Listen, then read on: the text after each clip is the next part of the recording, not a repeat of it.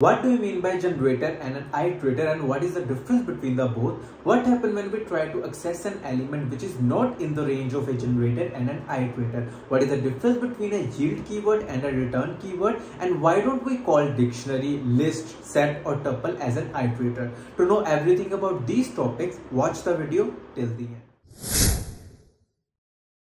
सबसे पहले तो मैं आपको ये चीज कहना चाहता हूं कि अगर आपको ऐसा लगता है कि लिस्ट, डिक्शनरी, सेट या फिर टपल एक आइटरेटर होता है तो आप बिल्कुल गलत हैं, क्योंकि ये सारे के सारे एक आइटरेबल ऑब्जेक्ट होते हैं, ना कि एक आइटरेटर। आइटरेटर और आइटरेबल ऑब्जेक्ट दोनों अलग अलग चीजें होती हैं। सबसे पहले तो आपको ये चीज जानने की जरूरत होती है।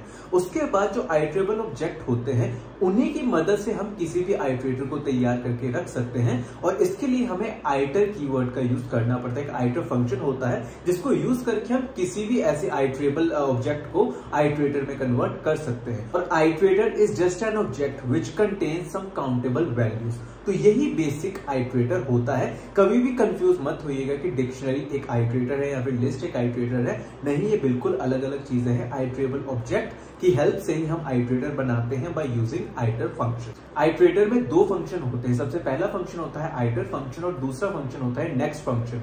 आइटर फंक्शन का यूज किया जाता है जब हम किसी भी आइटरेबल ऑब्जेक्ट को आइटरेटर में कन्वर्ट करते हैं उस टाइम पे, और नेक्स्ट का यूज किया जाता है जब हम किसी भी एलिमेंट को एक्सेस करना चाहते हो तो उस टाइम पे नेक्स्ट फंक्शन का यूज किया जाता है। तो आई होप कि आपको इसकी बेसिक अंडरस्टैंडिंग हो गई हो कि एक आइटरेटर क्या चीज होती है। अब हम बात करते हैं कि प्रैक्टिकली इसको हम किस तरह से दिखा सकते हैं। तो जैसे कि आप इस एग्जांपल में देख पा रहे हैं कि सबसे पहले मैंने एक लिस्ट डिफाइन की, उसके बाद मैंने उस लिस्ट को एक आइटरेटर में कन्वर्ट किया बाय यूजिंग आइटर फंक्शन। देन उसके बाद मैं उसके एक एक एलिमेंट को नेक्स्ट फंक्शन के साथ एक्सेस करने का ट्राई कर रहा हूं। तो जिस तरह से मुझे आउटपुट पे देखने को मिल रहा है कि एक एक करके मैं वो सारे के सारे एलिमेंट को एक्सेस कर पा रहा हूं। अब मान लो कि कई बार क्या होता है कि मैं उस लिमिट को एक्सीड कर चुका। मान लो कि अगर मेरे पास 4 एलिमेंट थे और मैंने 5वीं बार उसको कॉल कर लिया, यानी कि मैं नेक्स्ट फंक्शन फिर से एक बार कॉल कर लिया, तो मुझे उस केस में क्या चीज देखने को मिलेगी? उस केस में मुझे स्टॉप आइटरेशन का एक एरर देखने को मिलेगा, जैसा कि आप स्क्रीन पर देख रहे हैं।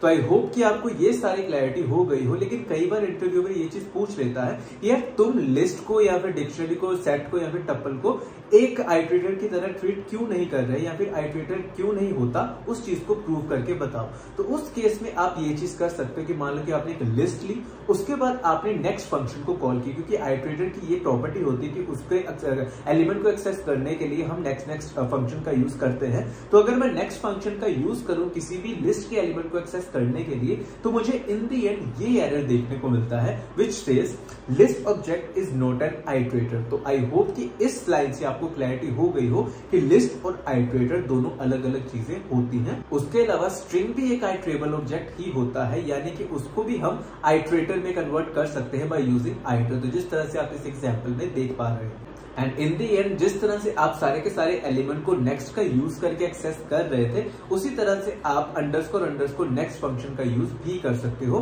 सेम वही चीज होती है जो आपने पहले किया, वही इस केस में भी कर सकते हो। इसमें भी ज्यादा डिफरेंस नहीं होता। और उसके अलावा आप अगर फॉर लूप के साथ भी ये सारे के सारे एलिमेंट को एक्सेस करना चाहते हो तो वो भी चीज कर सकते हो। फॉर लूप का एक फायदा होता है कि जब भी हम फॉर लूप में कोई भी एक आइटरेबल चीज डालते हैं तो उसकी लेंथ फिक्स हो जाती है, यानी उसमें उस केस में हमें कभी भी स्टॉप आइटरेशन वाला एरर देखने को नहीं मिलता। तो ये सारे के सारे एग्जांपल आप इंटरव्यू के दौरान एक्सप्लेन करके बता सकते हैं।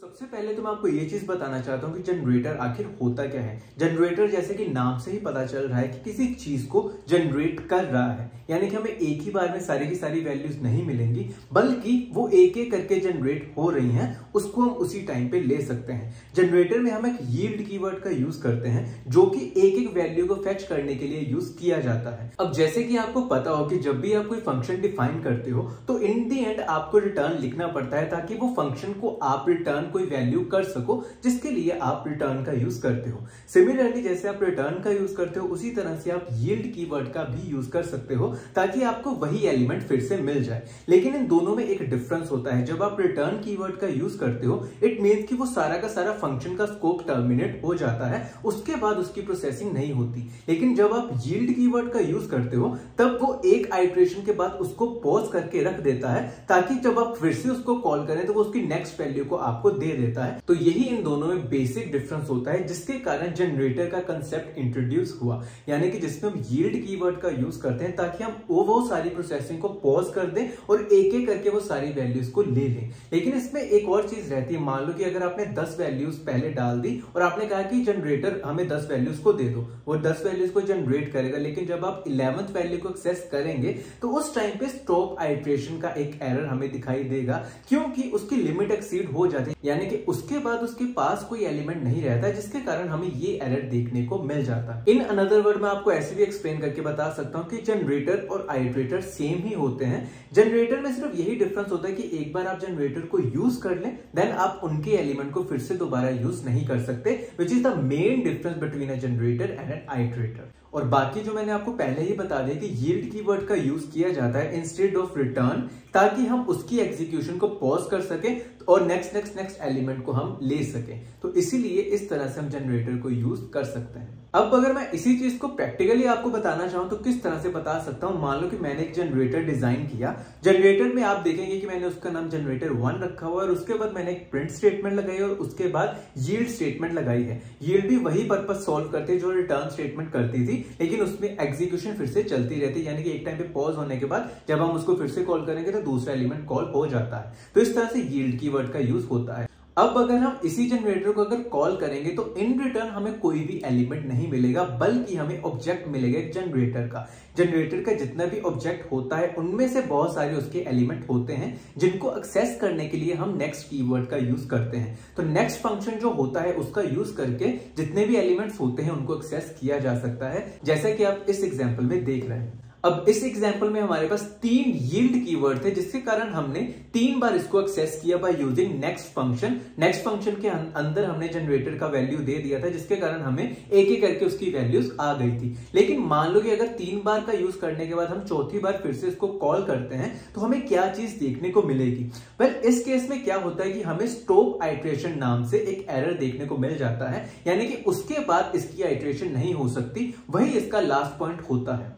तो इससे हम ये चीज कंक्लूड कर सकते हैं कि एक जनरेटर में हमें उतने ही टाइम तक वैल्यूज मिलेंगी जब तक उसके अंदर यील्ड कीवर्ड होगा, या फिर जितने भी बार यील्ड कीवर्ड को कॉल जाएगा। उसमें क्या होता है कि कई बार, अभी तो मैंने जैसे 3 एग्जांपल ली, कई बार हम फॉर लूप का यूज भी कर सकते हैं। जितनी बार वो फॉर लूप चलेगी, जितनी बार भी वो यील्ड कीवर्ड चलेगा, उतने ही हमारे पास आउटपुट देखने को मिलेगी। लेकिन अगर कभी भी अगर यील्ड कीवर्ड वहां पे खत्म हो जाता है, उसके बाद उसकी आइट्रेशन नहीं होती और हमें यही एरर देखने को मिलता है स्टॉप आइट्रेशन के नाम से। पहले इसके बाद बात करते हैं कि अगर मान लो कि रिटर्न कीवर्ड को भी आप यूज करना चाहते हो किसी पर्टिकुलर जनरेटर में, जो कि फिजिबल चीज तो नहीं होती, लेकिन अज्यूम करते हैं कि अगर बाई चांस किसी ने रिटर्न स्टेटमेंट को भी यूज कर लिया तो क्या होगा। पहले इस केस में क्या होता है, जैसे कि आपको मैंने दोनों ही डिफरेंसेस के बारे में बताया कि यील्ड कीवर्ड उस एग्जीक्यूशन को पॉज कर देता है और रिटर्न उस एग्जीक्यूशन को टर्मिनेट कर देता है। तो इस केस में जब पहली बार यील्ड को कॉल जाएगा तो वो प्रॉपर्ली उसका आउटपुट दे देगा, लेकिन उसके बाद जब वो चीज रिटर्न हो जाएगी, यानी कि उसका वो सारा का सारा फंक्शन का कंट्रोल निकल गया और वो टर्मिनेट हो गया, उसके बाद जब हम उस चीज को फिर से कॉल करेंगे तो हमें फिर से स्टॉप आइट्रेशन देखने को मिलेगा, क्योंकि उसके बाद के यील्ड कीवर्ड एक्सेस ही नहीं हो पाएंगे, रिटर्न पर ही वो टर्मिनेट हो जाता है। तो आई होप कि आपको इस पॉइंट में कोई भी डाउट नहीं रहा होगा। स्टिल अगर आपका कोई डाउट रहता है तो इस पार्ट को फिर से देखिएगा, ये one of the most important part होता है कि यील्ड कीवर्ड और रिटर्न कीवर्ड हम कब कब यूज कर सकते हैं। Next case is by using a for loop. अब जो हमारे पास जनरेटर ऑब्जेक्ट आ जाता है उसको हम 2 तरीके से एक्सेस कर सकते हैं। एक होता है by using a for loop और दूसरा होता है by using a next function. Next function के बारे में मैंने आपको ऑलरेडी बता ही दिया। अब बात करते हैं फॉर लूप के बारे में। तो वह जिस तरह से आप सिंपली फॉर लूप का यूज करते थे किसी भी लिस्ट को आइट्रेट करने के लिए, उसी तरह से आप फॉर लूप का यूज कर सकते हैं किसी भी जनरेटर को आइट्रेट करने के लिए। तो उसमें क्या होता है, फॉर आई इन उसके बाद जनरेटर का ऑब्जेक्ट, जिस तरह से आप लिस्ट में आइट्रेशन करते थे for I in a list, उसके उसी तरह से आप जनरेटर में भी कर सकते हो और उसी तरह से आप उनकी वैल्यूज को एक एक करके प्रिंट भी करवा सकते हो। वेल, इस केस में ध्यान देने वाली बात यह होती कि जो एरर हमें नेक्स्ट के केस में देखने को मिलता था, यानी कि स्टॉप आइट्रेशन वाला जो एरर आता था, वो फॉर लूप के केस में देखने को नहीं मिलता, क्योंकि जब हम फॉर लूप का यूज करते हैं तो वहां पे हमें पता होता है उसकी लिमिट क्या है, यानी कि जो भी हम वहां पे ऑब्जेक्ट दे रहे होते हैं वो प्रॉपर्ली डिफाइंड होता है कि उसका फर्स्ट पॉइंट और लास्ट पॉइंट क्या होने वाला है। तो उस तरीके से हम जब भी फॉर लूप का यूज करते हैं तो हमें कभी भी स्टॉप आइट्रेशन वाला एरर देखने को नहीं मिलता। इसी में मैं अगर आपको दूसरी एग्जांपल की बात करूं तो जिस तरह से मैंने रिटर्न कीवर्ड पहले यूज किया था उसी तरह से अगर मैं इसमें रिटर्न कीवर्ड का यूज करूंगा और उसके बाद इसके एलिमेंट को मैं फॉर लूप के साथ एक्सेस करूंगा तो अब मुझे एरर देखने को नहीं मिला। लेकिन आप ये चीज का भी ध्यान रखिए कि इस बार मुझे सिर्फ और सिर्फ एक ही आउटपुट आई, यानी कि जो सबसे पहला मैंने एक्सेस किया एलिमेंट सिर्फ वही आया और उसके बाद जब वो रिटर्न को कॉल किया